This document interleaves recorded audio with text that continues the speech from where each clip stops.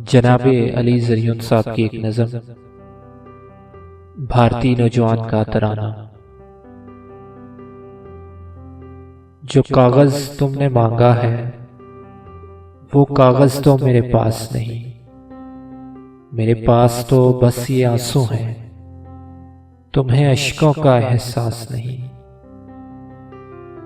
मैं गैर नहीं हूँ, अपना हूँ, मुझे बोझ समझ बैठे हो तुम, मैं गांधी जी का सपना हूं। मेरे पास तो सिर्फ तिरंगा है, तुम ये भी छीनना चाहते हो। मेरे खून में खुशबू है इसकी, मेरा खून बहाना चाहते हो। मैं दरवाजा इस घर का हूं, तुम घर को गिराना चाहते हो। मैं घर में बसना चाहता हूं, तुम क्यों बंटवारा चाहते हो। तुम कागज मांगने आए हो, मैं तुमको तिरंगा देता हूं। अगर हिम्मत है तो आगे बढ़ो, मेरा रंग निकालो झंडे से।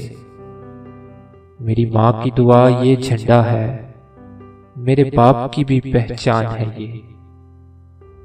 तुम्हें सिर्फ तिरंगा लगता है, अरे पूरा हिंदुस्तान है ये।